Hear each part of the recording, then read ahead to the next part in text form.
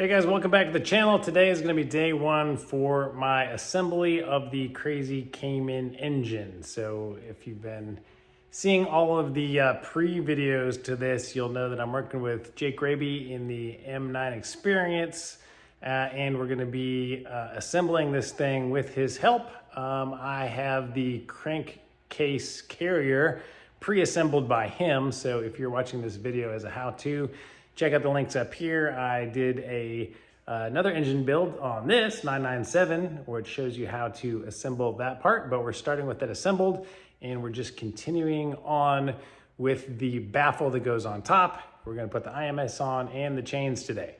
So these are the parts here. This is the baffle. We got our IMS here, and the runout has been measured and verified. We have an IMS solution. That is the IMS bearing that we are going to be using from LN Engineering. We have their crankshaft tensioner paddle.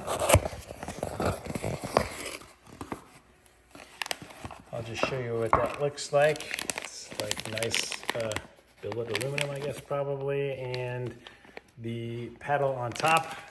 I'll show you our old stock one. So this is what came out of the car.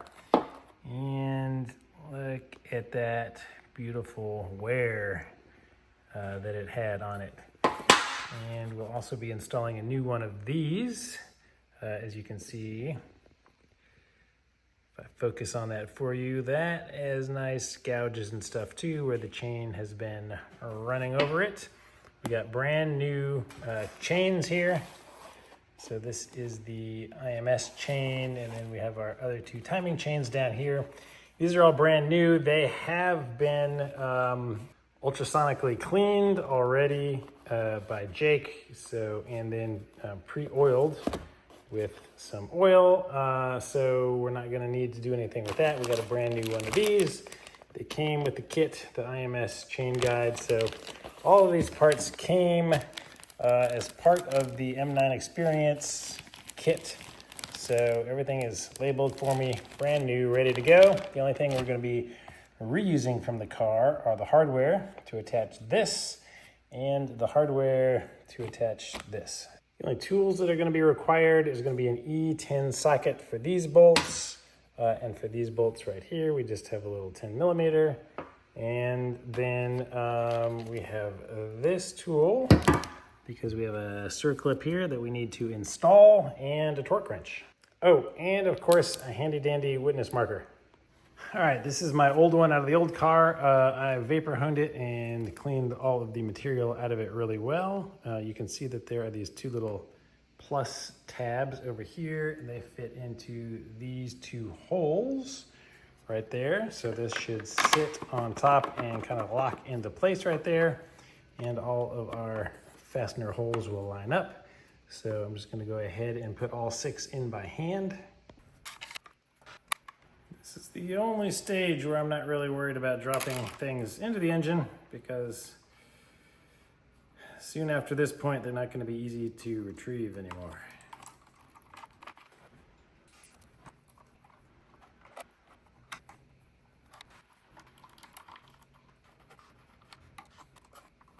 All right, each of these are gonna be tightened to 10 Newton meters. We're gonna start in the middle and do a little crisscross pattern.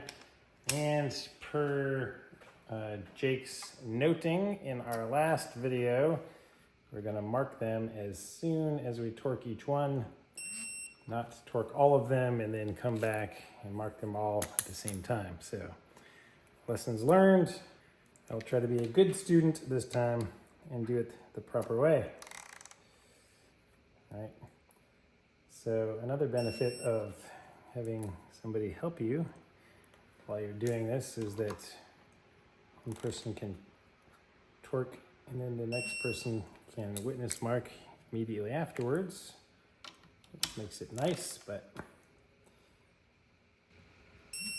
for this particular one, not a problem. All right, simple enough. And we didn't do it at the beginning, but I just want to be able to turn the crank by hand, see how it feels. Each step, it should still feel nice and smooth. Eventually it'll just be a little bit harder to turn as we add more components to it, but always keep checking on this and making sure it's not bound up at all and that it's nice and smooth, easy to turn. All right, next up, our oil control baffle seals. You can see this is one of the part numbers. This is the other part number. They are slightly different because they're shaped a little bit differently. This side just has a little tiny corner cut out. This one has a much more pronounced shape. So let me open these up. Just kind of fold it up in here. Let's see, this looks like it is the one with just a little bit of a corner cut out. So it's gonna go over here. So no magic to these. Just going to put them on and gently work them in. Just follow the contour of it. These are just pressure fit, so they will just stay on by themselves. You just have to be careful with them that you don't bump them and dislodge them later on in the assembly process. And we'll check them again right before installing this thing into the case half.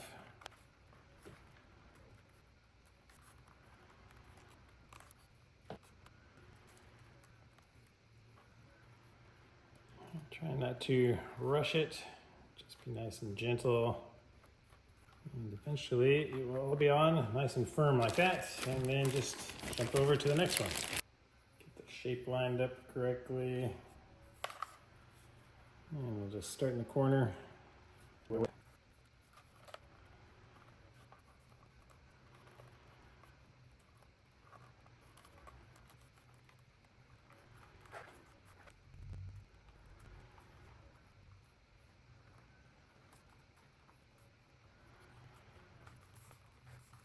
All right, I'm really happy with that fit.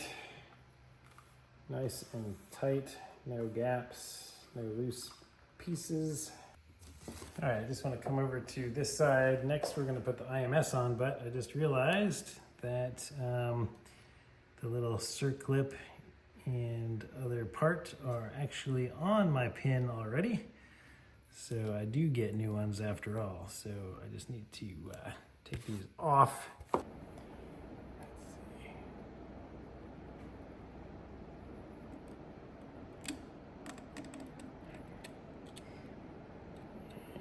Remove that one carefully, keep track of him and that guy.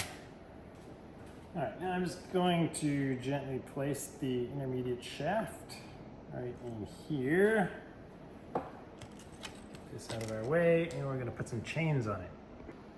All right, just one thing you should do first, probably. This is my old nasty chain. I'm keeping it away from my brand new shiny chain, but you want to hold them together and lay them out next to each other. Make sure that they are the same length, because that would suck installing the wrong length chain and getting to the end and finding out you had the wrong part number. So they do match. This is my new shiny chain that we will install. I'm gonna get rid of the other one now and wash my hands again. All right, so again, if you just bought new chains, make sure you ultrasonic clean them. Jake tells me that you will be amazed at the amount of dirt and crap that come off of a brand new part. And he keeps reminding me that a new part is not a clean part. It's just new. Make sure you clean them and lightly oil them. So I'm just going to put this chain here and let it hang down over the edge. And then let me grab the other one. In case I didn't show these to you before, part number, both of these part numbers are the same for these two chains, beautifully labeled from Flat 6 for me. They have already removed them, cleaned them, repackaged them, and retaped these things shut. Chain number 2 is going to go on this side.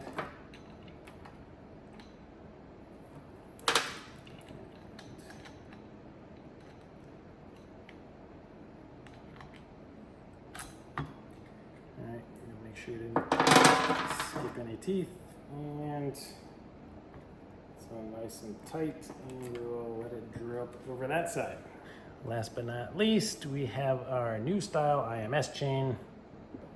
I compared it to the old one and confirmed it is the same size. So for this guy, we're gonna slide him under here, inside this pin, around this. Tuck a tag under here. Let's get a tag out of the way, this thing in here. It's a lot of parts that we have to move, and then we're gonna have to lift up the back of the IMS, tilt it forward in order to get our chain over this and engaged. Just being slow and gentle with it.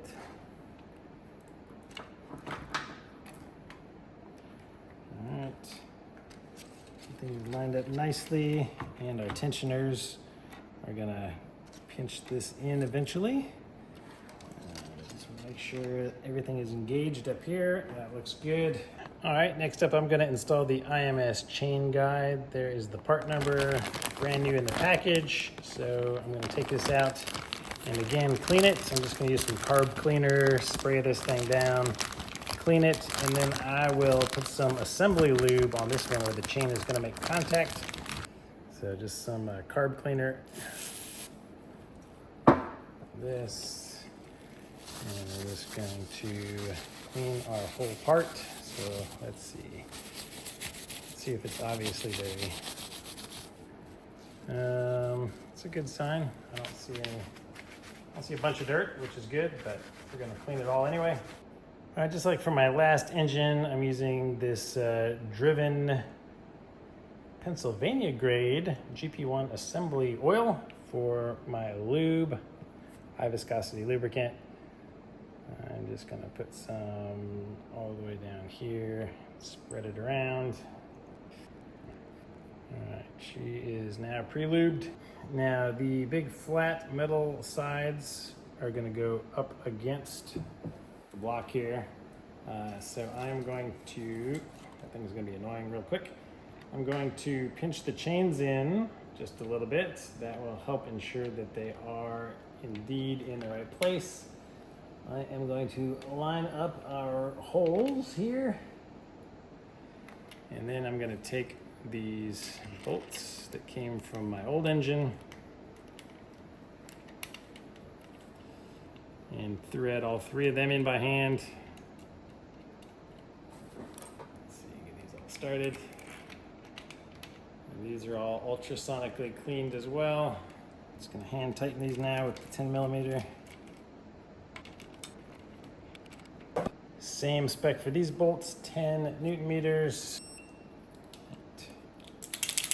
And witness mark as we go. If you've never witness marked stuff before, it's gonna be your best friend by the end of your engine build, because you're gonna look at stuff and know that you tightened it, and you're not gonna sit there wondering, did I tighten that bolt? I can't remember. Yes, you did. Next up is our billet tensioner paddle here from LN. We're gonna open this up, we're gonna do the same thing. I'm gonna clean it, and I'm gonna lubricate this surface here that the chain rides on. All right, our paddle is lubed, and this one, it's gonna go in this direction. The hole is gonna go through this pin, and this is what's gonna hold the other side tight. So at this point, it's really important to make sure your chain is properly cinched up tight and doesn't have any gaps or anything. All right, so that slides in here, and then that little hardware that came with it, put that little washer in here, and then the circlip holds it all in place. Use our little circlip tool to open it and release it, and just move it around, make sure that that is locked in there, so that should not be able to be removed now. And that's it for this step. See, it took very little time, and we've got ourselves a mini little tiny engine going on over here. So I hope this was helpful, guys. Thanks for watching. Give the video a thumbs up. Make sure you ask any questions in the comments below. Leave comments, and we will see you on the next video as I gather some stuff, get it ready for the next one. I'll probably have another call with Jake after this point and get his blessing before moving forward. And then we'll carry on with the next assembly stuff. I think next up is Bank 1 pistons. Oh, and one last thing before I leave. I'm going to make sure I cover this with a clean bag each night, something to cover it up, make sure no dust, dirt, debris, people touching it, nothing like that happens. So we want to keep this thing as clean as possible during the whole assembly process. So, yep, that was it.